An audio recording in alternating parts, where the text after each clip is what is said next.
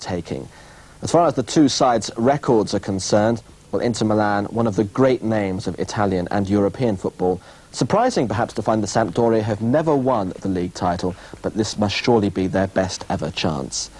As far as Sampdoria's lineup yesterday was concerned, well, for one man in particular, 1990 has been a very traumatic year. Gianluca Vialli dropped a fortnight ago from the Italian squad altogether. He has plenty to prove on this, his last appearance of 1990. And for Inter Milan, one man for whom the year has been nothing but complete and utter success, Lothar Matthäus, leading West Germany to the World Cup, and now voted European Footballer of the Year a couple of days ago. Our commentators for this match, Andy Gray and Graham Richards. They scarcely need to celebrate New Year here in Genoa. The two unranked and unfancied sides of the city, Genoa and Sampdoria, in the top 6 of the Italian First Division. And playing in the city this afternoon, Sampdoria in their blue, causing the change in the colours of Inter Milan, playing this afternoon in unaccustomed white. And Sampdoria kicking off with Katanec rolling the ball back in defence straight away, all the way back to goalkeeper Pagliuca. A cloudy afternoon with a reasonable temperature as the ball's thrust up the middle straight away, and a first-class shot there from Vialli, and it's a goal.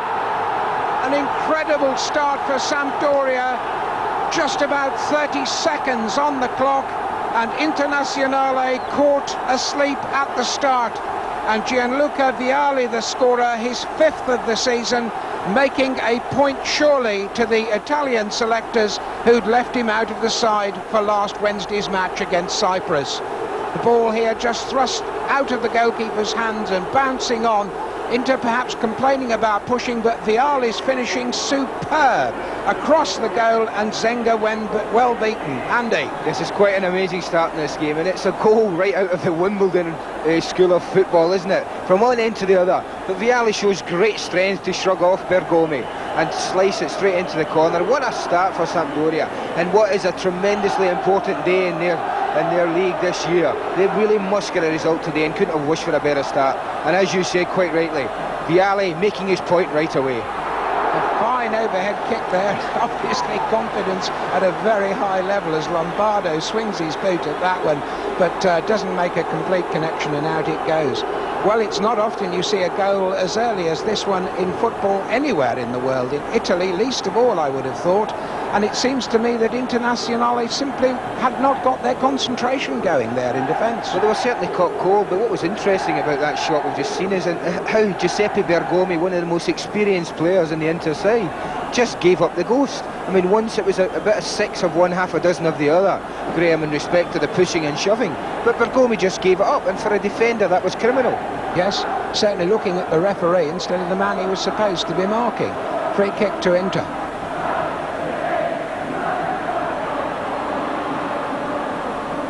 And Vialli now assisting out in defence. Matthäus with his first touch in the Sampdoria half, but a goal kick awarded down in the corner there. Well, just what Sampdoria wanted. Of course, they must have a feeling of inferiority to Inter Milan. In fact, they've only won 8 of 46 home games with Inter over the last 40-odd years. And to achieve their goal, of course, which must be their first ever Serie A championship in their history, they have to beat these strong and fancied sides in Genoa. Yes, and what they have got this year already is they have a very good record, Graham, against the sides that are up at the top of the table with them. But just looking at Inter, I wonder if they're missing Riccardo Ferri, one of their very, very best defenders, who they lost a couple of weeks ago through a broken jaw, and it may be that just showed there. Could be, Andy. Ball back there from Lana, one of the local lads in the Sampdoria side. Well, they could scarcely believe, as no doubt Andy Gray and I could scarcely believe, a goal in those first 30 seconds, and so easily scored. But give Vialli his due. Ball down the middle there, well headed out. Comes away here to Mikhailichenko, the Russian international. But a lot more cool defence there than was evident in the first minute of the match, as Bremer hacks it away downfield. Of course, this takes tension out of the home side, doesn't it, Andy? Getting an early lead like this, it gives you that extra zip in your stride and the confidence to try just the occasional thing that you wouldn't do if it was 0-0 late in the game. Oh yes, it removes all anxiety immediately, doesn't it, and allows you to play. But from Inter's point of view, they have to just compose themselves slightly, use the next 10-15 minutes to get back into the game, not do anything stupid like lose another goal, but really just consolidate. Sampdoria, on the other hand, would love to get another one pretty quickly, wouldn't they? Yes, and they may do. Bianchi twice involved on this movement, the ball pushed across the middle here. Rather ambitious attempt by Battistini.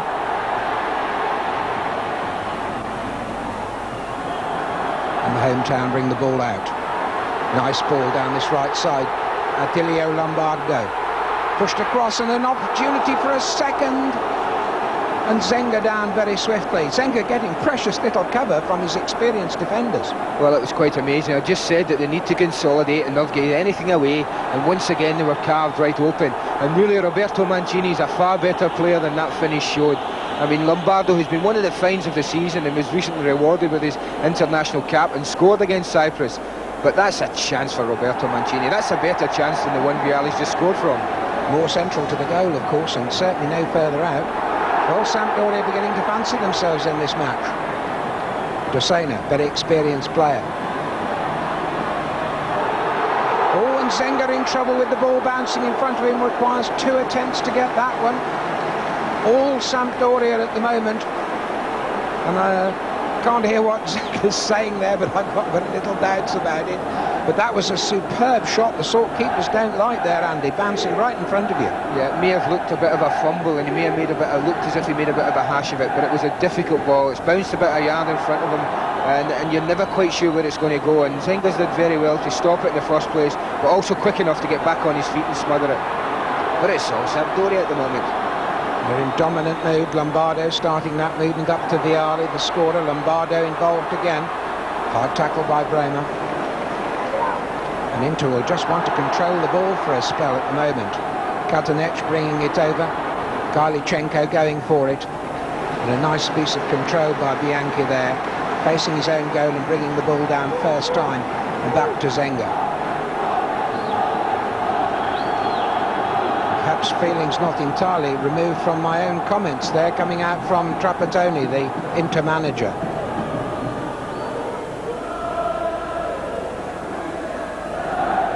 Klinsmann taking it round the outside, but a little too ambitious, letting the ball slip away from the toe. And another goal kick. Nope. Could be that the referee's seen a foul as the ball was passed up to Klinsmann there, I think. Our referee this afternoon, Mr. Loris Stafforgia, in his 3rd season in Serie A. He's an education officer, Andy.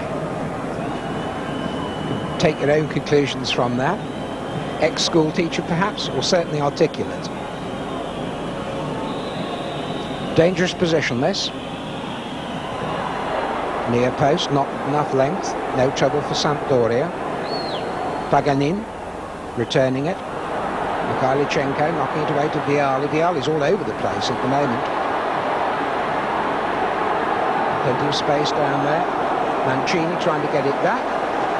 I'll tell you what, Graham, it was a wonderful attempt from Roberto Mancini there, because Mikhailichenko had made a magnificent run just out of shot there, and Mancini was wise enough and good enough to see him, and he attempted quite an impossible ball, and had it come off, Mikhailichenko was running in and goal with no one near him. A la Martin Peters, for those actually old enough to remember these things. Right wing corner then. The Sampdoria side already a goal ahead. Klinsmann back in defence. And Bianchi, but Inter just glad to get the ball away downfield without any particular purpose at the moment. Lombardo.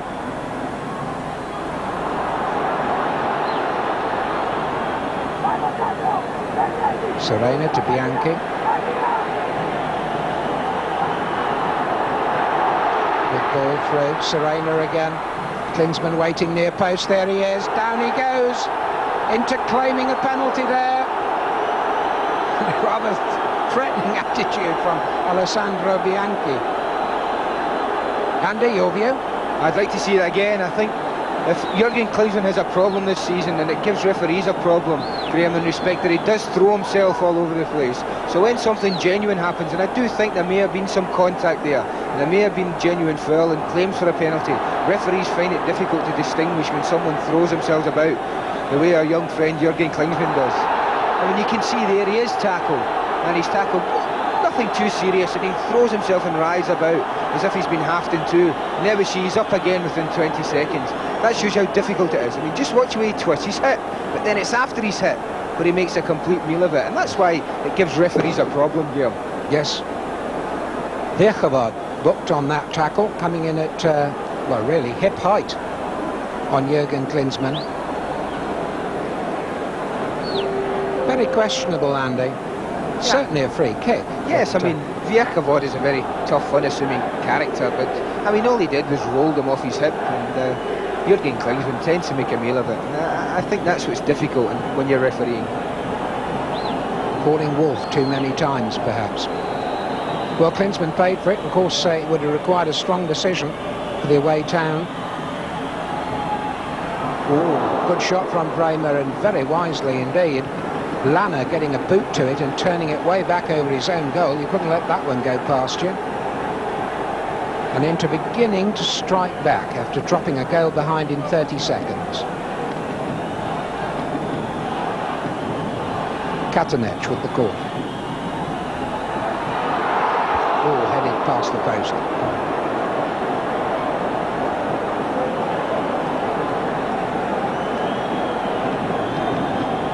I think goalkeeper Pagliuca was saying there that he couldn't get out on the cross and claiming a free kick, but he will have to be satisfied with a goal kick. Well, Inter, of course, haven't lost a league game in 2 months. They've strolled through the European tournament, beating Partizan Belgrade. And history shows they could come here with some confidence.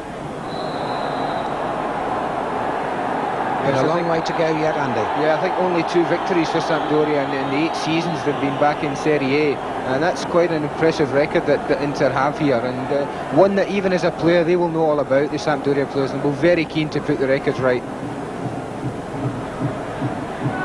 Nice clean header and another beautiful shot, winging in from the edge of the box, and a good save by Zenga too. Tell you, at the moment Vialli must fancy himself, and he really cracked that one. Good shot, good save.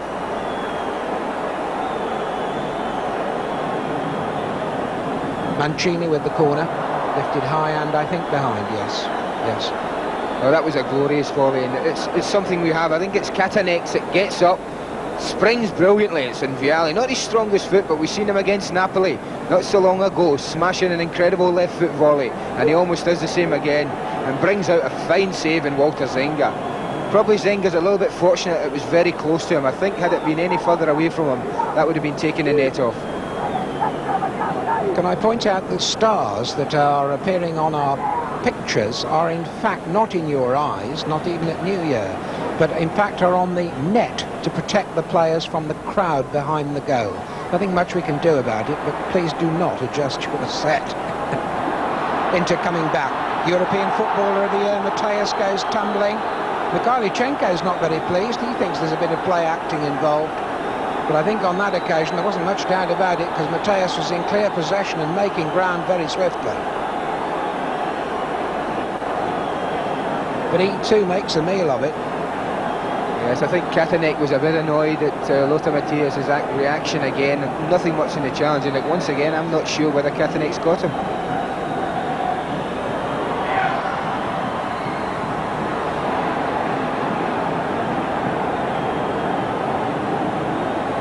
Gomi bringing his experience to this situation. Nicely headed on by Battistini. Klinsmann. Oh, good shot, and just enough from Pagliuca. Just enough. He couldn't have seen that ball for much of its travel, and he got his fingertips to it. And Clint, so fine. I think that the referee was fooled and has given a goal kick. Yes, I think he was, Graham. It's a fine move, and Inter are pressing the way back in. Klinsmann, it's a good effort on goal, and Pagliuca just gets a touch to it, but so fine was the touch that even the referee didn't see it. That's right, but it was fundamental, wasn't it? Good piece of control there by Serena, bringing it back for Klinsmann too. But Klinsmann really cracked this through the defender's legs, and that was heading bottom corner. Yes, I think you're quite right. His touch was just enough to put it wide. But that'll give into confidence. They've struggled manfully and they've battled back into the game. And they will feel now, after getting that chance that they have, the game is not beyond them. Yes. Well, I would say they were a fingernail away from an equaliser there, but these days fingernails are irrelevant, aren't they? Goalkeepers have got gloves on them that substantially extend the area of the hand, and that was significant then. I'm sure that these goalkeepers, they pad out the fingers in those gloves, Graham. No one can have fingers the length of the ones that are in these gloves, and they must pad them out so that when they get a little touch like that, it's just enough. I remember the great Sepp Maier. I used to wonder, watching him when he played for West Germany at the International. I mean, he used to have the longest fingers I'd ever seen in my life. I'm sure they were padded out. Of course, when we're talking about goals these days, people talk about bigger goals. Oh, there's another opportunity! The ball slammed in again by Vialli, but the flag up on the far side. And a free kick given for pushing. Yes, I think it does give it for pushing, and it's just off the screen. I don't think they quite see it, but again they carve them open with a long ball, and it's just before the end where I think Gianluca Vialli just gives a little nudge, but you can see the referee's position. His position brilliantly, no more than 10 yards away. Yes, Pandolini, the defender that went down there, but Vialli fighting for everything at the moment, being precious close to adding to the goal he got in 30 seconds. Here he is again. Message to the Italian selectors, as we said earlier in the game. Battistini over here to Berti. Long-legged player Berti, so difficult to mark, fast along the surface. Here he is again. Matthias, of course, voted 1990 European Footballer of the Year only this week. Our own Paul Gascoigne, the only real serious British contender, finishing fourth. And incidentally, another man on the pitch finishing third, Andreas Bremer of Internazionale. Again, a shot in from the angle. Zenga stops it with the feet, and Bremer it is that pull it away. Andy, I think we've made comments on this before, the way Italian goalkeepers go in feet first to that sort of incident. Well, that wasn't the most confident of saves from Walter Zenga, and really, I mean, he's been peppered with shots. The confidence that's flowing through this Sampdoria side at the moment is quite remarkable. It's Roberto Mancini again, who cuts in, and that's one you would expect a goalkeeper to go down and smother. And really, coming off his shin like that, it could go anywhere, Graham, but he got the luck, and it dropped at Andreas Bremer's foot, and he was able to clear it. But they look very, very shaky. Anytime Sampdoria play a long ball down the channels, when you've got people like Vialli and Mancini who are prepared to work very, very hard and get in behind defenders, then it will cause you problems, and Inter can't cope with it at the moment. Going back to that incident with the shin, there was at least a 40% chance that would go off Zenga's shin straight to the roof of his own net.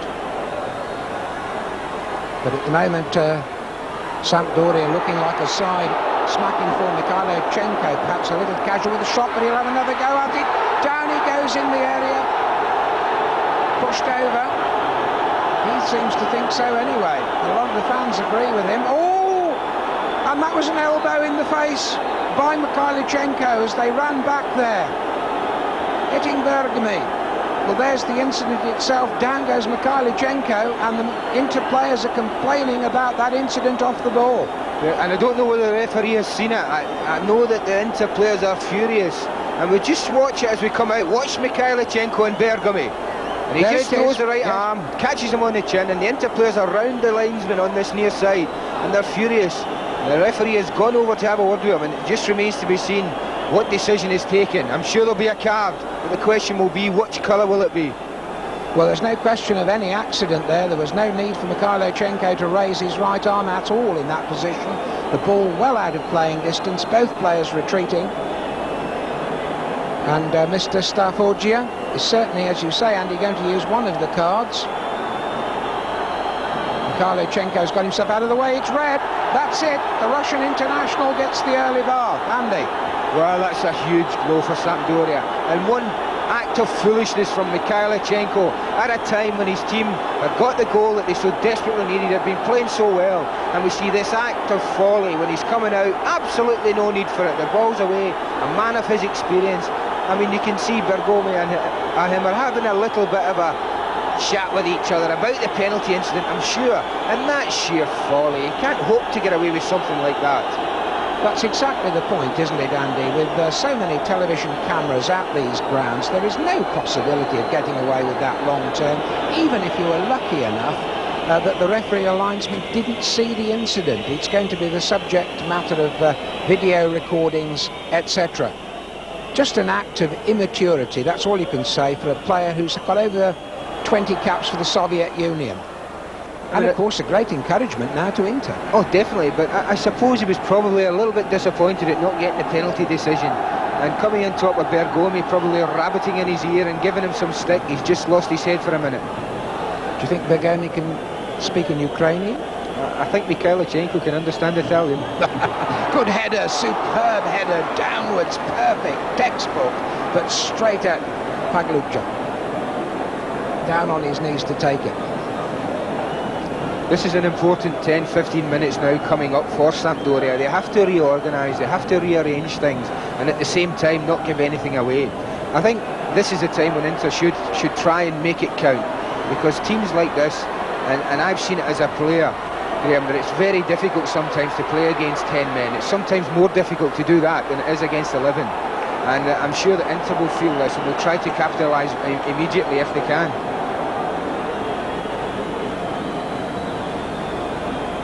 Bianchi, far side, can't get round. And of course Mikhailichenko's influence on this Sampdoria team, especially at home, has got to be missed. It's a lot more than being one body short. A lot of the stuff, even in the first half hour or so of the game, has been coming through the centre of the park. But a team on song, you don't want to lose a player for all sorts of reasons. Berti pushing it forward. Battistini, whose header a few moments ago might be regarded as one of the two closest opportunities Inter have had, along with the cross-goal shot. Andy, this game so far very evenly balanced, isn't it? It's only 1-0 in scoreline after all, but Inter are coming back at it. Yes, I think although that Sampdoria have the better of the chances, territorial that Inter have played quite well and been in and around the Sampdoria half quite often. It's been a very even game. But I mean, apart from the magnificent start that Gianluca Vialli gave Sampdoria, but Inter will definitely feel, and probably felt before the sending off, they were still in the game. But even more so now, they will feel that they should capitalise and use the extra player to their advantage. Mancini up to Lombardo. As you were saying, Andy, Lombardo just got in the Italian side, first international against Cyprus last Saturday, which was a 4-0 victory to the Azzurri. And there goes the whistle. Well, I think it was a whistle. It was a whistle. I had that one myself, fooled me as well. Yes. Approaching half-time anyway.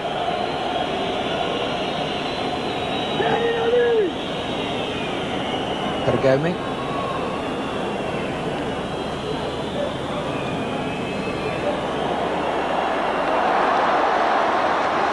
Paglucha coming out there and taking the ball well, something you don't see too much of in Italy. Goalkeeper coming that far out of goal. Lombardo runs into a bit of trouble there just by going too quickly. Despite that hairstyle or hairline, he's in fact only 24. He's probably had a lot of worries in his life. A bit like yourself, obviously. That's right. Well, as I always say, moss doesn't grow on a busy street. Bergomi, just a bit too long. Now, I think Berti's complaining that he was being held down there.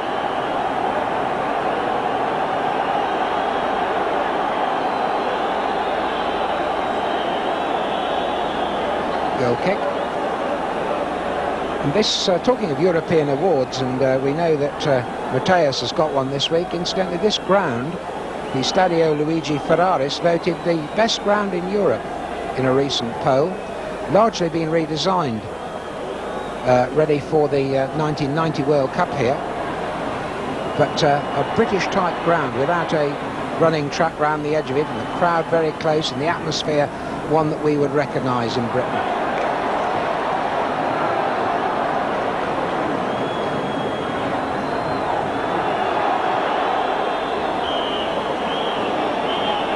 In case people wonder who Luigi Ferraris was, let me rather learnedly tell you that in fact he was a centre-half for Genoa, and that will come as a surprise, I know, to even Cognoscenti of the Italian game, because he was killed in the First World War, which would even be a bit before your time. Into overtime in the first half now. Pagani. Again the cross too near the goalkeeper. Pagluccia out on the near post. Still waiting for his first cap, Gianluca Pagluccia. Went to the World Cup with the national squad, but sat on the bench throughout.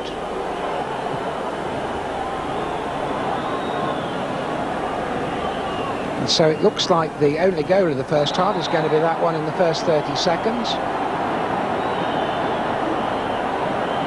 Handball against Battistini.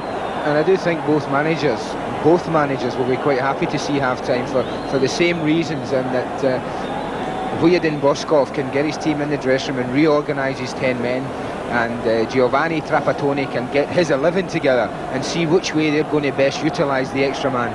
So they'll both be looking forward to getting the sides into the dressing room at half-time.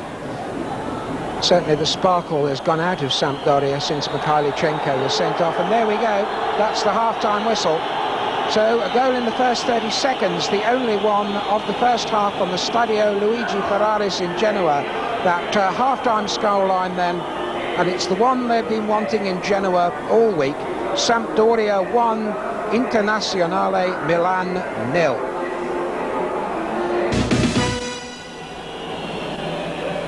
So welcome back to the Stadio Luigi Ferraris in Genoa. Sampdoria 1, Internazionale Milan 0. And a battle between the team third, that's Sampdoria, and the team first, Inter Milan, at kick-off this afternoon. And of course this scoreline, if it was to hold to the end of the game, would certainly take Sampdoria ahead of Inter, and their actual position will then depend on the result across the country in the game between Milan and Juventus. And it could happen, Andy, with the right results, that Sampdoria could go top if they win this game by a score of 2-0 to get ahead of Inter. Yes, it's a big weekend in Italian football this weekend, with Juventus visiting Milan as well, and Inter visiting Sampdoria here, and you know, depending on the results, it's very important, I would think, for the teams in third and fourth place, both Sampdoria and Milan, who have the advantage of being at home today. It really is important that they both win, or certainly that none of them get beat, none of those two get beat, because they will not want any gaps appearing at the top of the Serie A. So really the emphasis is on both the home sides, both Milan and Sampdoria here, to get the results. But it's going to be hard for Sampdoria, having lost a man, and we can see already how they're conceding ground, Graham, and funneling back, and it looks like they're going to make it very difficult as it can for Inter. And of course Sampdoria must have been talking in their dressing room during the half-time interval about their organisation since Mikhailichenko was sent off in the first half, and certainly the fizz and bubble that the hometown team had certainly hasn't been present since that time. And they must be regretting now that they weren't able to capitalise on a couple of chances and really give themselves some insurance, Andy. Yes, they would have liked an extra goal, I'm sure they would have, but we're in a position here where we've seen this number 10, the European Footballer of the Year, look so deadly from. But in fact he scored at Cesena from pretty well this position, if I seem to recall, with that bullet of a drive. Almost exactly the same position. And I'm sure that's on Sampdoria's minds. They're rolled to him, to Mateus, but off an elbow and away to safety. If there's one note of caution that you could probably add to for Inter, it would be that in throwing men forward, that they are going to be vulnerable, because Sampdoria have men like Vialli, Mancini and Lombardo, who are absolutely brilliant at going at players and making it very difficult and using their pace. So Inter have just got to be a little cautious as well, even though they have to go out looking for a goal. Mancini pushing one up that right-hand side. Goal scored of Vialli after it. Waiting in the middle is Katanec if the ball can be got back to him, but the three Inter players, Bremer in particular, dispossess the striker rather easier perhaps than they should have done.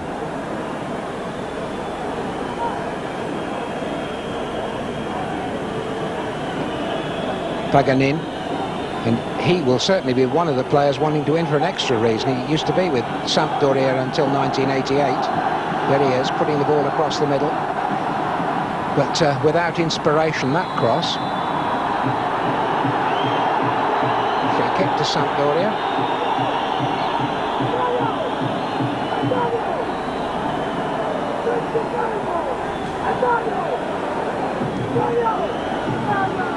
Again, a vigorous challenge that I think perhaps back in England he might have got away with.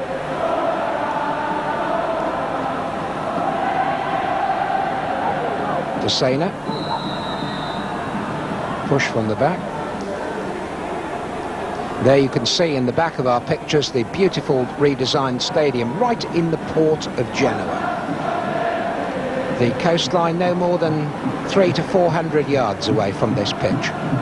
Yeah, not many spaces here today, is there? No. And right enough, and they've been well entertained as well. No doubt feeling that a second goal is what Sampdoria so badly require to counteract the experience of this Inter side. Well, when you looked at the tables and you look at Inter's record this year, Graham, it is an impressive one in the goal-scoring stakes. They scored 27 goals already in Serie A and are the top goal scorers. So Sampdoria will have that in the back of their minds and possibly thinking that they may need another goal if they are going to win this game. Mancini there, caught by Bremer. Seems to me that Mateus is beginning to take the ball further and further back in the side, actually. And a few moments ago, as Andy was speaking there, he completely mishit a ball. Anyway, this is Bremer. Good header on. Oh! Great header in close range from Bertini, nets the rebound. 1-1. 50 minutes gone on the clock, and Nicola Berti, with only his second goal of the season, and the other one was equally important. It was in the Milan local derby. The first header brilliantly saved by Pagliuca, and Berti lucky to get the rebound, but give him his due, hammering it in from a narrow angle off his weaker foot. Well, this is certainly made in Germany, isn't it? It's a tremendous cross from Bremer. Klinsmann gets up there and gets the flick on. Pagliuca gets absolutely no luck. He makes a magnificent save, but let's give credit to Nicola Berti. He was alive enough to keep on his feet, and although he didn't hit it well, it's sometimes the ones you miss hit that go in the back of the net. But we've got a game now. This is really a test for this Sampdoria side. Having lost a goal after only 4 minutes of the second half, Inter couldn't have wished for a better start to the half, in the same way that Sampdoria couldn't have wished for a better start to the first. Yes, perhaps sometimes, Andy, you'll know as an ex-centre forward, when you get those rebounds and you get them off balance there, and Berti was leaning right back, those are the sort you put clean over the bar from 3 or 4 feet. But that's the position though that Nicola Berti's brilliant at getting into. His runs forward are an aspect of Inter's game that I really enjoy, and it's very difficult to mark him. It was noticeable there that he was completely wide open. No one could get near him, and unless you've got a midfield player that's prepared to track him right back into his own 6-yard box, then invariably they will get away. And using his considerable height to advantage. Well, just as Inter looked as if they were going to be struggling, they snatched that equaliser. And of course, remember that they have the advantage of a full team. Whereas Sampdoria are down to 10 men with Mikhailichenko being sent off. Good ball over this side to Bianchi. Got plenty of room when he got it. Rather ran into trouble there.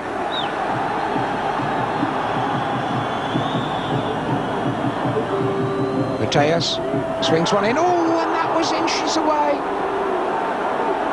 Serena's header, a beauty, right over the ball and down for the bottom corner, and it couldn't have missed by much more than a few inches. Well, Aldo Serena is regarded as the best header of the ball, best Italian player at headering the ball in this country, and this is a magnificent chance.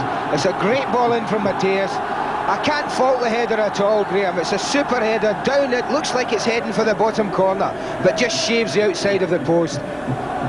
Pagliuca, no chance, had he? He didn't even move for it, Graham. He'd waved that one goodbye. And as he turned round, he must have thought, as did the crowd, that it was in. Now it's Inter with the extra step and the extra confidence. Klinsmann back post, and I think getting a little bit of his own medicine there as he was chasing the long cross. But look at the disgust on his face. Well, now Sampdoria are going to be asked the questions, aren't they?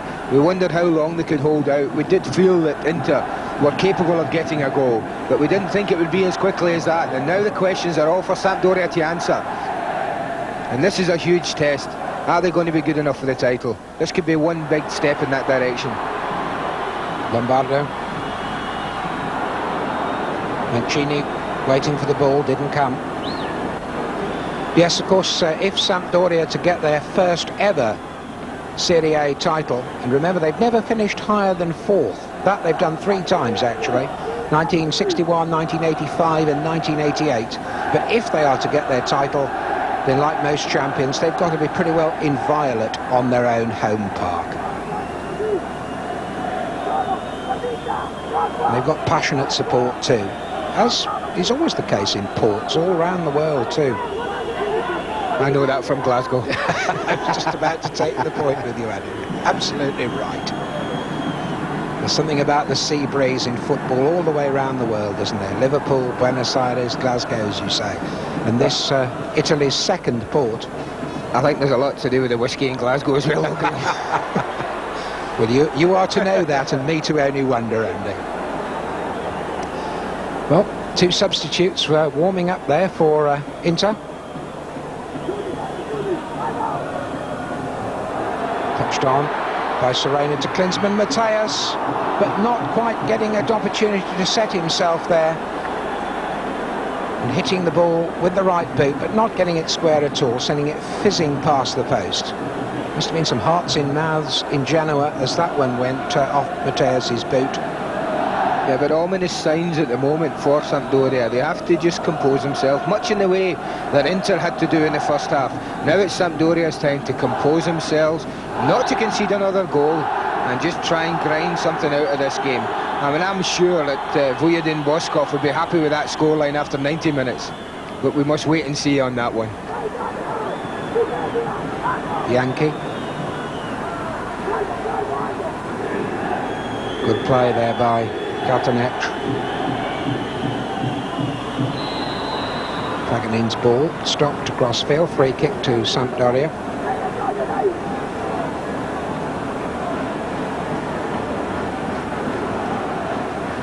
And at the moment it certainly looks like Sampdoria's dream of ending 1990 at the top of the table will be delayed, because they need a victory by 2 clear goals, and this one tied up at 1-1 at the moment.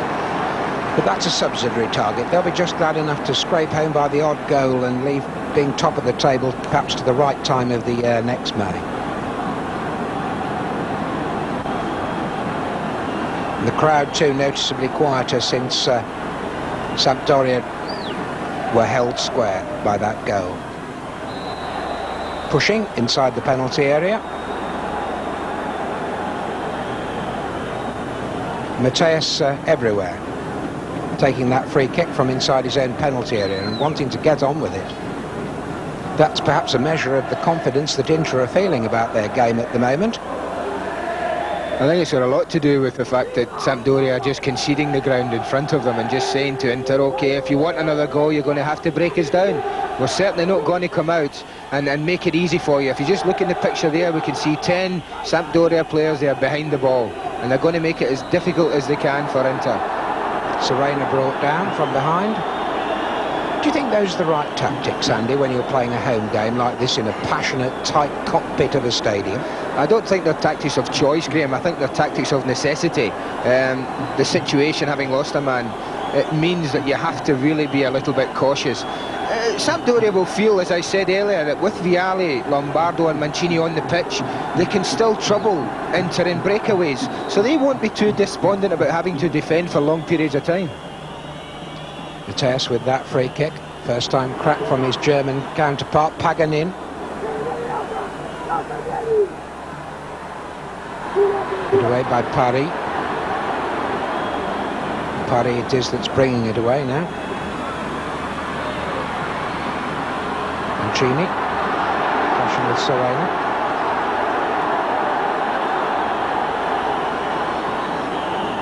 Sampdoria funneling back, Klinsmann on the near post.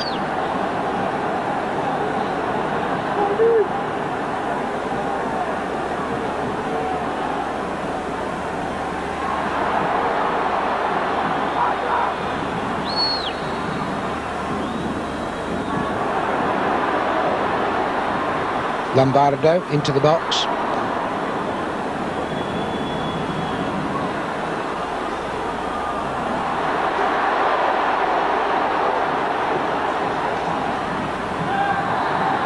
Mancini goes tumbling. I'm just looking actually at the tables in front of me, Graham, and I think we'll probably find, I don't know if my arithmetic's as good as yours, but I think that Sampdoria actually only have to win this game by one clear goal, and if they could achieve that, then I think you would find that they will go top. But as I say, my arithmetic, I'm getting a bit old and senile, and my arithmetic You're might not be quite right, as good. Andy, and what I, of course, hadn't put in my mind, of course, is that the goal that they would get is against Inter, who are the team that they're overtaking. So automatically when they get one go, Inter go back a go. Thank you very much, Andy. I knew that O-level would come in handy sometime. Well, thank you for taking it, Andy. Certainly saved by Bacon. 5 men in the wall, a good shot, just screams over the top. And the only man confident that wasn't going in the whole ground was Walter Zenga. Well, it was fiercely hit, wasn't it? And I think Walter Zenga was obviously very confident. It's Pellegrini that comes up and hits it, and oh, that's very close. But I think Zenga, to give him credit, he did have it covered. It's straight over the top of him. So here's the first substitution of the afternoon.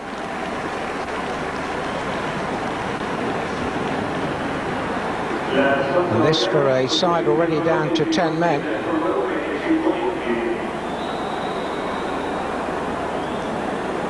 Right on the hour mark. Invernizzi coming on and Dossena going off. So there we are. Dossena goes off and Bonetti comes on.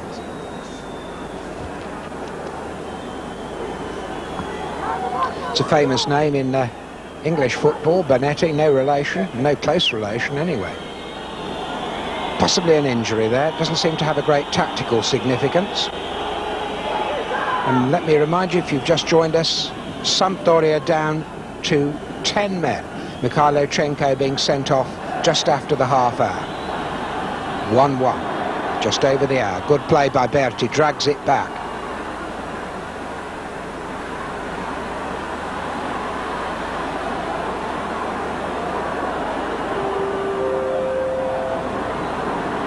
Too ambitious crossfield ball. Lana right up with his attackers there. A strange position to adopt. It just shows you, though, that when they get the opportunity, Sampdoria, and have the ball, that they are prepared to throw men forward. We see Marco Lana, as you say, up in the left wing position. Klinsmann trying to find Bianchi, but the ball never really under control. Free kick given for pushing. And the tension evident on the faces of the Sampdoria players. They know the importance of the next 25 minutes. Bianchi teases it in, but a misunderstanding with Klinsmann, and an opportunity for the visitors rather wasted. Mateus furious as well. He'd made a brilliant run on the outside and only basically needed the ball rolled into his path and was completely ignored, and he was absolutely furious with his teammate. Of course, their task, even against 10 men of Sampdoria, not an easy one. Sampdoria have kept a clean sheet in half their games in the Italian First Division this year. That's really the basis of success here in Italy. Lombardo. Not seen so much of Vialli in this second half as we did in the first. Confident play there by Mandolini, and he nearly paid for it. Well, he seemed to look backwards, but he certainly didn't survey the view that he would have had. Mandolini could have paid a very high price for that back pass. Vialli in there, cleared out by Bergami.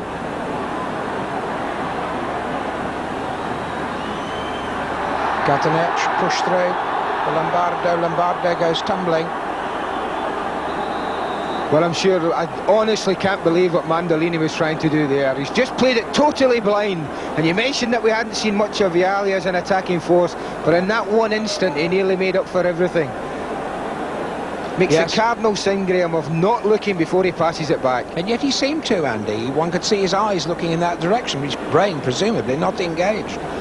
But I think we do a little bit of an injustice to people like Vialli, Lombardo and Mancini's second half when we say we haven't seen much of them.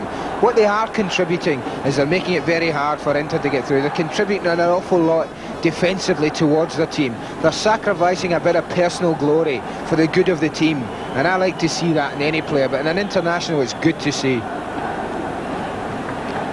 Give Zenga some credit there too, because he was out on Vialli and chances were that Vialli was going to nick it past him, but he spread himself superbly. But the danger's not over yet. Far from it. Lombardo now fully fit after receiving attention from the trainer. And I suppose 10 yards outside the penalty area. Curled by Mancini, but not past the wall. He'll be disappointed with that. I don't quite know what he was doing with that free kick. Didn't really hit it hard enough to be dangerous, even if it had got round the wall. Very ambitious. I think the bend it would have had to have taken would have been quite incredible. Yes.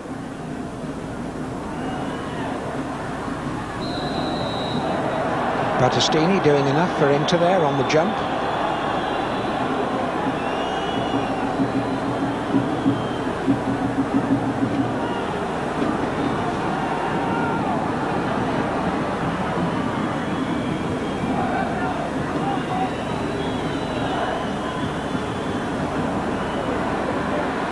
Serena and Klinsmann changing roles there at the moment. Klinsmann gone out on the left-hand side.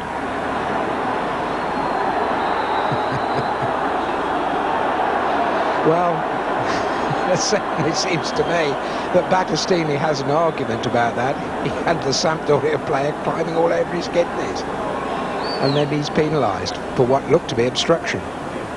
Lombardo, Mancini chips it through, and Vialli, who's got that predatory nature of good Italian strikers, just waiting to get that opportunity to go through on Zenga. But on that occasion, our referee, Mr. Starforgia, says it was pushing.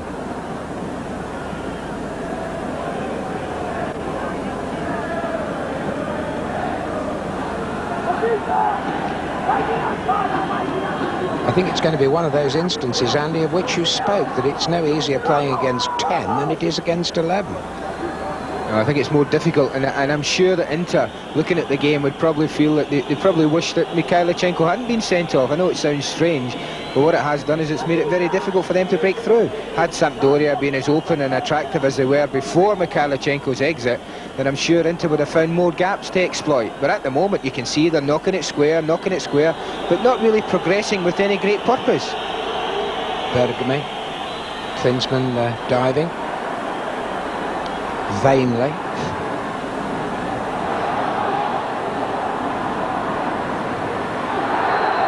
You and I have spoken about players wearing gloves before, but it's an additional insult, Andy, when the substitute wears gloves. It shows you how cold it is sitting in that bench.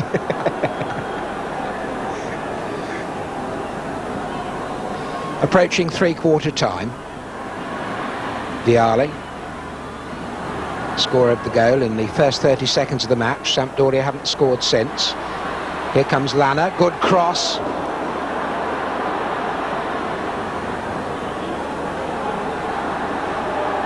Barry, Mancini,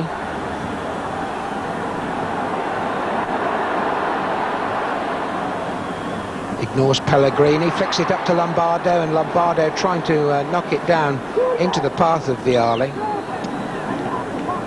Good patient build-up as well from Sampdoria, and not only that, it eats up the clock as well. Important for them to have as much possession as possible. Mancini, good shot, on target. Zenga had to patrol it, covering his near post. It's the modern mode of goalkeepers all over Western Europe, when they've made a really good save, to look daggers at the men in front of them as if it's not their job to make saves at all.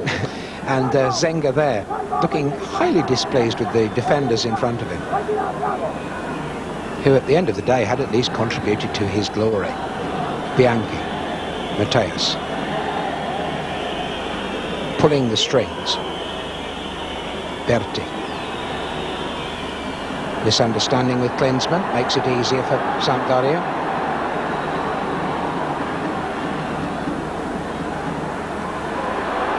Good ball. Just a bit too long for Lombardo. Benetti. Vialli turning, trying to look for his opening. Does well enough actually to get it out to Lombardo. Zenga choosing his moment to come off his line and take it quite easily. Needs no translator for what he was then shouting at his defenders. I did wonder, Graham, at half-time whether Giovanni Trapattini would consider it sometime, maybe taking off one of his defenders and putting on either Pizzi or Iorio, who are more attack-minded, and take a gamble. But I think it's testimony to how dangerous Sampdoria have looked even with 10 men, that he's had to keep his defensive formation intact. Tackled by Paganin and Benetti, and I think it's going to be a booking.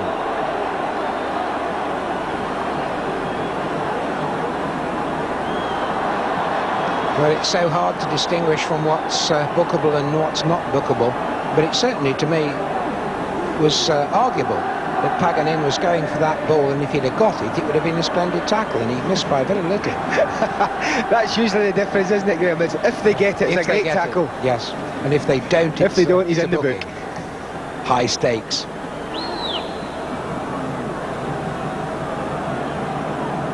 All the big men up on the back post. Taken by Mancini. Oh, off the bar! And all the big men were on the back post, and Vialli was on the near post and rattled the top of the crossbar.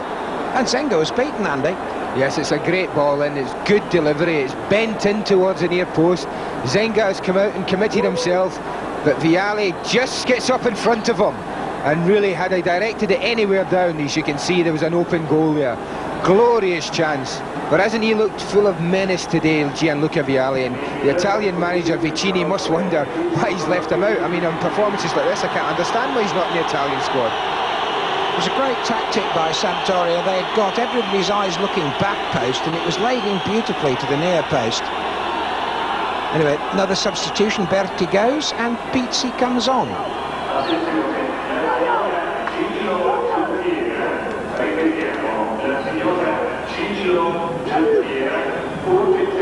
So Sampdoria, of course, who kick off in third place,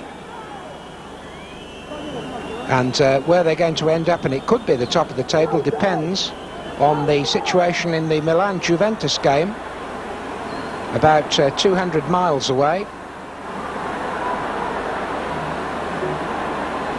And all they'll be concerned about is winning this match, and that will guarantee they go ahead of Inter. It will not guarantee that they go top of the table, though that is possible. As I say, depending on the match over there in Milan. And Klinsmann trying to work himself an opening. He's not given up, retaining Inter's table-topping position.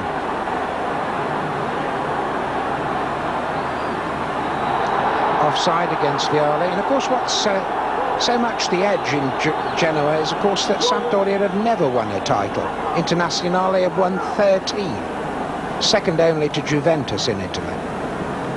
And it would be a great thing, wouldn't it, Andy? Oh, it would be wonderful. I think, like in every country, if a team can come up from nowhere and has never won your Premier League, then it's always wonderful for the game itself.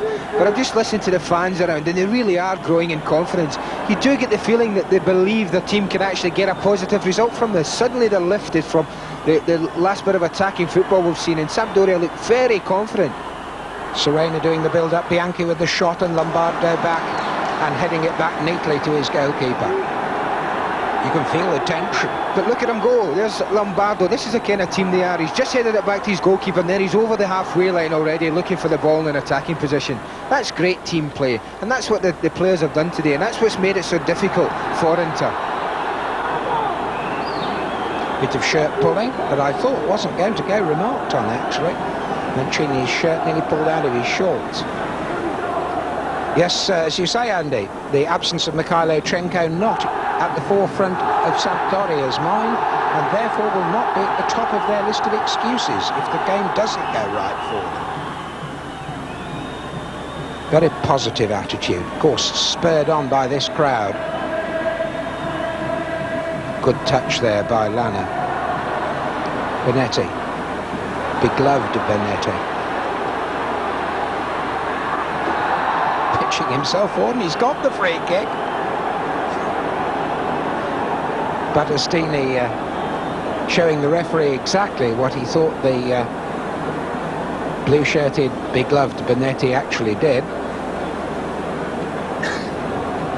And now they've got the slide rule out, deciding exactly where that incident took place. Defenders saying one place, the forward saying another.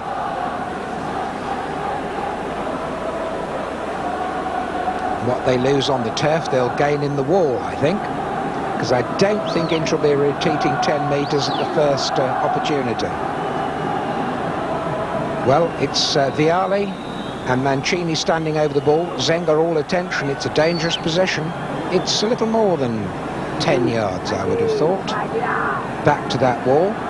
Trapattoni, manager of Inter, rolled, and Vialli, all confidence. And it's misplaced on that occasion. Wasted chance, Andy. Yeah, that's his worst effort of the game.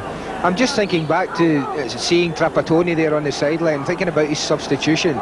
Certainly if I was a manager, then Nicola Berti is not the type of player that I would have been taking off in a game like this.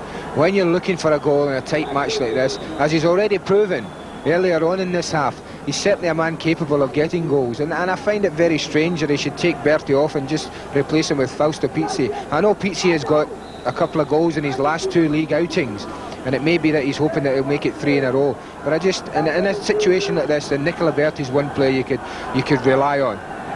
And just looking at that caption there, which is shots on target, easy lead for Sampdoria, belies the fact they've only got 10 men. Here's Klinsmann trying to put that score equal, but that's a shot off target, however. Twice as many shots for Sampdoria as for Milan, but still only 1-1, and there is 15 to go on the clock.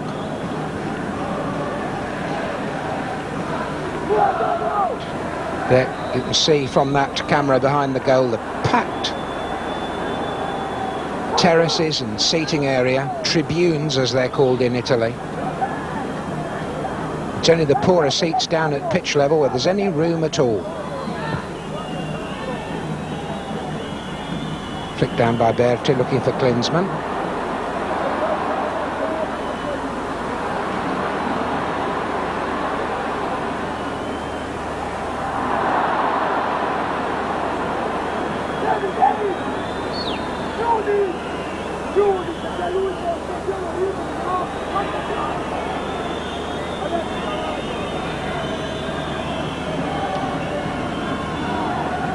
Paganin. Cross to Battistini, Matteus, and the Italian captain, Bergami. The longest serving player at Inter, incidentally, he's been there 11 years. And he has 75 international caps as well, but this is Battistini. Ball back to him, very patient. Gets off the floor to involve himself in the 4th time on this move alone. Bianchi. Bianchi's had a lot of space this side. He hasn't always used it terribly well.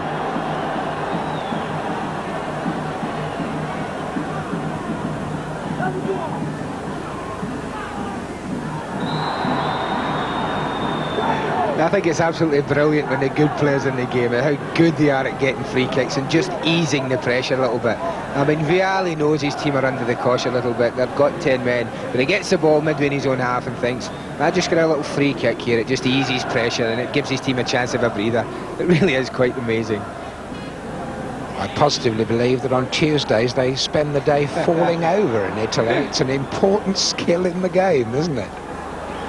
And it has some mighty good exponents. Berti not able to get round Paris on that occasion.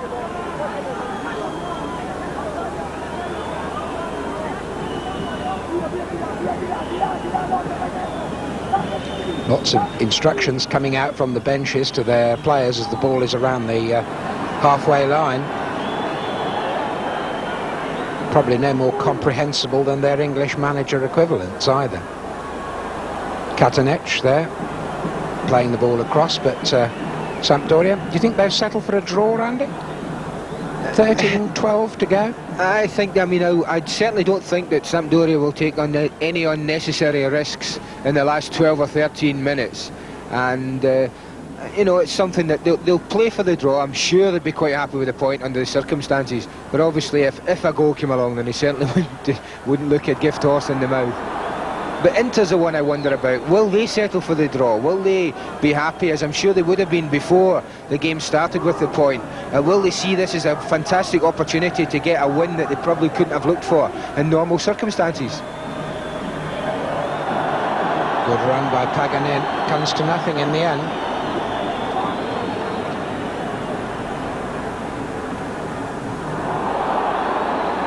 Ball given away easily there by Sampdoria. Mateus, Battistini, just a bit too long.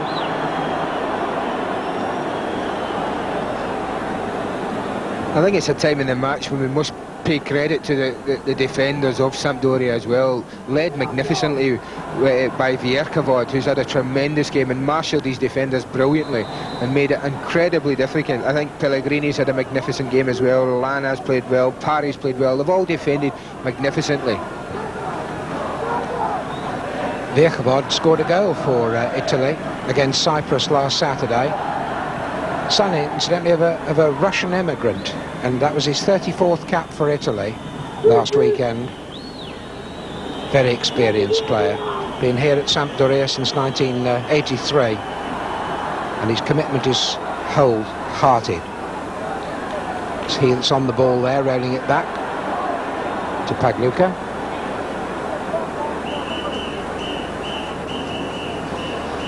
Minutes ticking away, 10 on the clock. Sampdoria 1, Internazionale 1. And that's after Sampdoria scored in the first 30 seconds and then had Mikhailichenko sent off 2/3 the way through the first half. And Nicola Berti pulled one back for Inter in 49 minutes. Yes, it's been the classic case of the team pushing forward against the team with the man less, trying to get a breakthrough, the 10-man team funneling back. I mean, look at Roberto Mancini there, just turning his back on the play, not interested in going looking for the ball, making it as difficult as they can and hoping that they can break out and catch the team at full strength on the hop. Epitomised too there by Vialli, who has been up around the Inter box all afternoon, and we caught him there 15-20 yards inside his own half for the first time that I recall anyway in this game. You do him an injustice. Lombardi across, headed away by Mandolini, who's probably got over the nervous exhaustion of his back pass 5 minutes ago. Mancini, Lombardo, got a bit of space here, comes across, handball! Surely handball! In fact, he did very well to handle it. Yes, penalty given. Well, Andy, what a surprise, and in my opinion, no necessity for it. We had said that Lombardo and Mancini can trouble him with pace, and that's what he's done. It's a magnificent cross, but I mean, no doubts about that. Paganin's just caught out. I'm sure that Vialli would have been scoring from his header, and he knows he's been caught, Paganin, and all he can think to do is stick a hand up. But what a moment for Gianluca Vialli. Well, there is in fact the instructions going out there from Boskov. I don't quite know what he can say when a penalty, so anything but please score. I think that's what he's trying to say. The alternative is don't miss it, isn't it? Well, there's quite a lot of Sampdoria's season going to be determined in the next 20-30 seconds, and the man in form going to be taking it, Gianluca Vialli, out of the Italian side, but scored in the first minute of this match against the enormous figure, that's how it must look, of Walter Zenga, the Italian goalkeeper, his compatriot in so many international appearances, which must possibly give him a very slight advantage. So it's Vialli, and this for the lead. Taken, goal, 2-1. Only just, but hit with superb confidence. Senga picked the right direction and couldn't have been far short of the ball. Well, so composed, it's quite incredible. In a red-hot situation, Sampdoria are indeed fortunate to have someone with that composure. Senga goes the right way, he goes early, but the penalty struck too well. Perfect penalty, isn't it, Andy? Hit right into the corner and not on the floor. So the goalkeeper has both dimensions to think about. And if we're being honest, we have to say that it's not undeserved. They've battled tremendously hard, and even with the 10 men, they've still caused Inter tremendous problems, and they've got the break. That their hard work and their skill has deserved this second half. Well, I don't know what Trapattoni's going to say in the dressing room at the end of the match for that handball. And here's the man that did it, Antonio Paganin.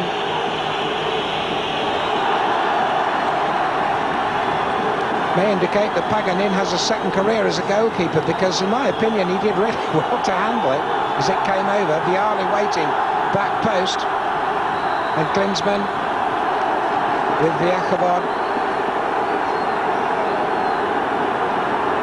Well, I think that Vujedin Boskov believes in his heart that this is the best side he's put together at Sampdoria and has the most realistic chance of taking the title.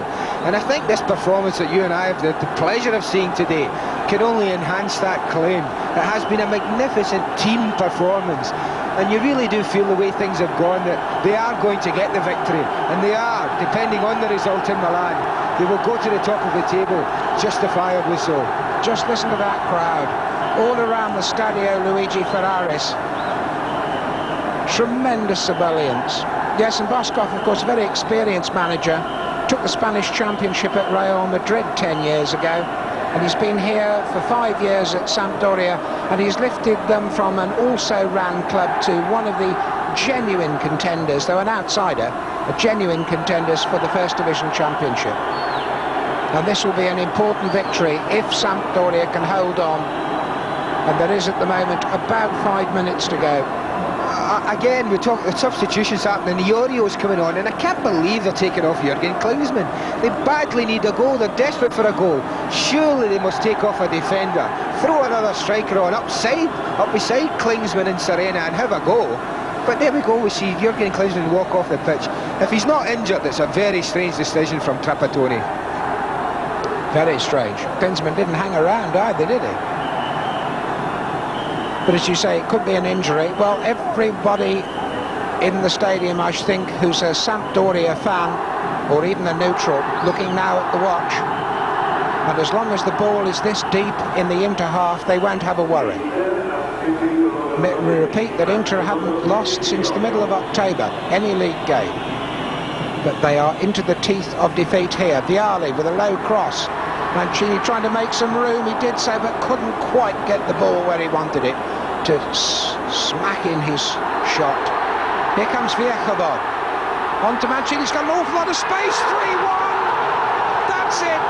Game, set and match, I fear, for Sampdoria. And around the ground, fiesta time.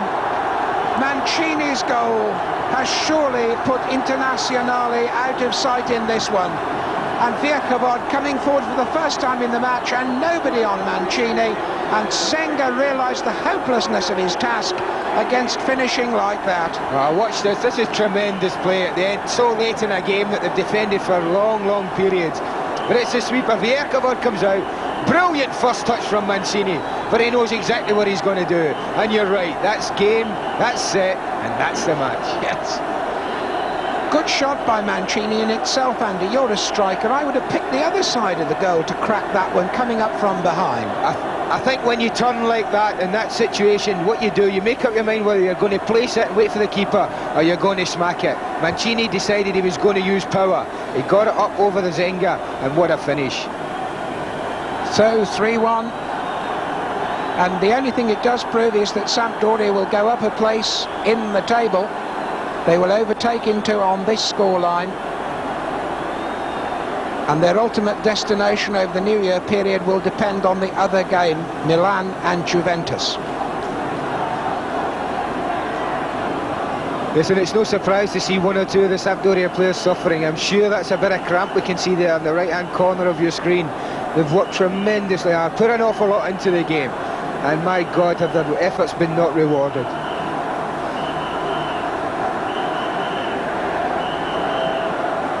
Do you see them as genuine contenders from here, Andy? Well, I don't think you can discount them. They have shown they've been up there many, many years now. They've threatened to do something like this. And I think this year, they've shown that they can live with the best. As I said earlier in the commentary, their record against the top 3 or 4 sides that are up there with them is the best out of all the teams. And so that must give them confidence. And they finish the year now with a result like this against the team at the top of the table, having lost a man midway through the first half, is quite remarkable. This can only do nothing but boost their confidence and really give them the surge that they need if they do end up top today, to stay there for quite a while. Well, New Year is a tremendous festival in Italy. It's the equivalent of the British Guy Fawkes Day. It's fireworks all over the show. We've seen some on the pitch this afternoon as sending off 4 goals, some beautiful football. But as Andy Gray's been saying all afternoon, a team performance from Sampdoria. Playing for an hour without Mikhailichenko, and now with a 3-1 advantage as the seconds tick away. Less than a minute on the clock. In fact, regular time coming to an end now. So we're into overtime.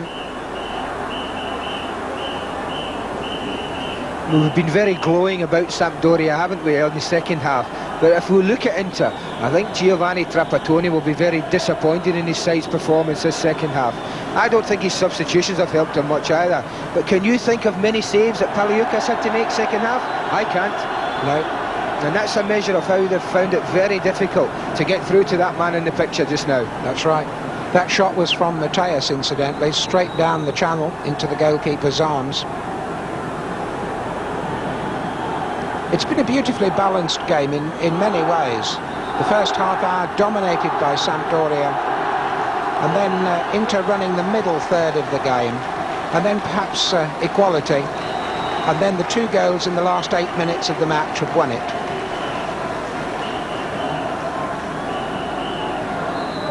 Invernizzion. Yes, that substitution purely to eat up a bit of the clock. The Italian sides do that an awful lot. Not connected with appearance money, you don't think, Andy? Well, it could well be, yes. I do know it in Italy. They do say that you have to actually play to be awarded the win bonus. And it could be that Boskov feels that Invernizzi's performances, his training in the week, have warranted a win bonus. And if so, that's a great touch from a manager.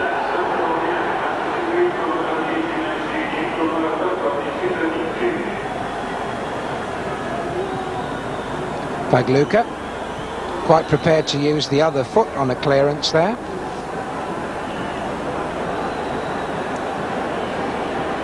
The referee, Mr. Staffoggia, looking at his watch.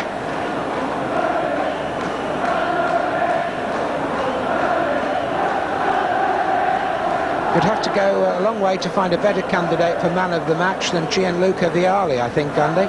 Yes, I can't argue with that on that. If you had to ask me who's been the most impressive, not only has he got 2 vital goals for them, not only has he led the line brilliantly when he's had to, but he's not been too shy to come back and help his defenders out. We've seen him halfway in his own half defending, getting tackles in. It's been quite a magnificent overall performance from him. Here we see him right in the middle of our picture. Where's he going? Jogging back into the defence, even this late. 90 seconds into overtime. Serena, Paganin,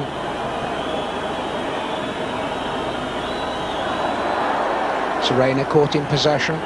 Bremer comes back, but it all looks a bit hopeless for Inter. It certainly is now. That's it. That's it from the stadium. Luigi Ferraris in Genoa. Sampdoria get exactly the result they want, and watch those fans celebrate. New Year is going to be quite some event in this Italian port city. All week they've been concentrating on the importance of this fixture, and they've got the win that they wanted. Vialli scoring 2 of them, Mancini adding a so important third, has meant that it's a happy New Year in Genoa. that final score. Just look at those shots, 13 for Sampdoria, and the final win 3-1 to the home side. The win, but against Genoa, who'd gone 7 games unbeaten, they sensed their luck was turning, attacking for Cagliari Fonseca, the generous Genoa goalkeeper Simone Braglia. It really was an extraordinary lapse. They're calling it a Braglia own goal in Italy. 1-0 to Cagliari, and they all count. Genoa, with Thomas Scuravi volleying over, did their best to spare Braglia's blushes in the second half. Onorati's lack of control was costly here. Ruotolo also unable to rectify the position for Genoa. Only Cagliari's second win of the season, their first in Sardinia. Either side of Genoa in the table, Parma 5th, Torino 7th. 2 well-matched teams on the day. Torino in red, and the Yugoslav Harry Scoro giving Parma a problem. Brazil's goalkeeper Tafarel to the rescue. Torino defender Benedetti troubled Parma in the air. From Scoro's corner, Benedetti first to it again. Policano with a first half free kick. In the second half, he was sent off for a bad foul on Parma's Rossini. But Torino still enjoyed the better moments. Romano this time, but a point apiece in Turin. Fiorentina and Bologna both in the bottom 4 and going into the new year fighting for their first division lives. Diego Fuser struck for Fiorentina after 14 minutes. A dreadful miss kick by Antonio Cabrini. Goalkeeper Cousin was unable to cope with the power in the shot. Maragini in Fiorentina's goal, also uncertain from Mariani's free kick and let off the hook by Vass following up for Bologna. Maragini looking very unsure again, and generally it wasn't a great day for goalkeepers in the Italian First Division. Bologna so close to an equalizer in the second half. Again the German Vass left frustrated. Bologna still deprived of the injured De Tari, who means so much to them. Cousin just about hanging on to a Dunga free kick. Fiorentina closing in now for their first win since early October. They could even afford this late miss by Marco Nappi. Fuser's 4th goal of the season, enough for Fiorentina. No Maradona for Napoli at Cesena. His dispute with the club continues. Cesena almost caught them cold in their first attack. Del Bianco driving a cross goal rather than into it. Chance too from Ferrara's fine cross for Careca. Cesena's dodgy defence grateful for the reprieve. And their goalkeeper Fontana fumbled from Kripa's long-range strike, but Barcella was back in the nick of time. Still 0-0, 9 minutes from time now, and Ciocci in a chase with Ferrara, and referee Lucci ruled that that was a red card offence, to Ferrara's obvious disgust. Cesena had conceded 12 goals in their previous 3 matches, so Fontana thrilled to keep his sheet clean at the expense of the champions, cheerless though Napoli have been this season. Next, it's a derby from the south of Italy, Lecce against Bari. Pietro Paolo Viris of Lecce needs 1 goal for his century in the Italian First Division. He so nearly got it here. Lecce even more unlucky now. Mazzigno's free kick off the frame of the goal, then Morello against the bar. And Morello once more, hooking the final shot wide. 11 minutes to go before half-time, and no escape for Bari this time. Confusion in their defence. Morello there again. And the ball finally going in off a Bari body. Lecce into a well-merited lead. Bari's effort in the second half epitomised by Radu Choyu, who survived this crash into the advertising hoardings. And 3 minutes from the end, Gianpaolo's corner, Soda, a second-half substitute, swooping for the equaliser.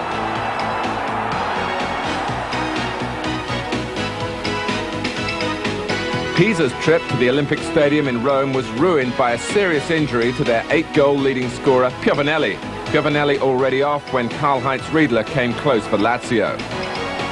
So extra attacking responsibility for Pisa on their Argentinian midfield player Simeone.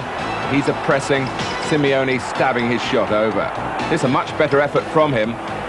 Fiori flying through the air to prevent the goal. Simeone, though, was later sent off. Lazio unlucky in the second half. Bergotti against the bar, and the same fate awaiting Saurini. Regucci of Lazio, like Simeone, also received the red card in the closing stages of the game. Finally, to Bergamo, where Roma recalled Cervoni, last season's first-choice goalkeeper, his first game back, and beaten after only 3 minutes, Bourdin somehow squeezing in his header from an acute angle. Perrone next to take Roma on, and Atalanta's attacking policy was rewarded with a second goal, which owed everything to the persistence of Claudio Canigia.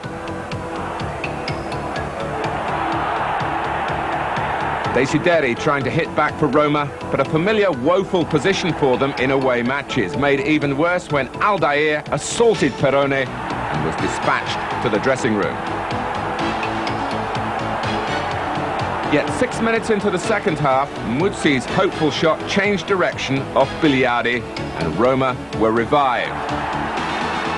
Rudi Follo was then robbed by a post, but when his fellow countryman Thomas Berthold headed a cross goal, Giuseppe Giannini drove in the equaliser. 2-2, and Atalanta had let matters slip, and the recalled Cervoni finished the match happier than he started it by snatching the ball from Maniero in the closing moments. A great Roma recovery with only 10 men. And just to emphasise what Martin was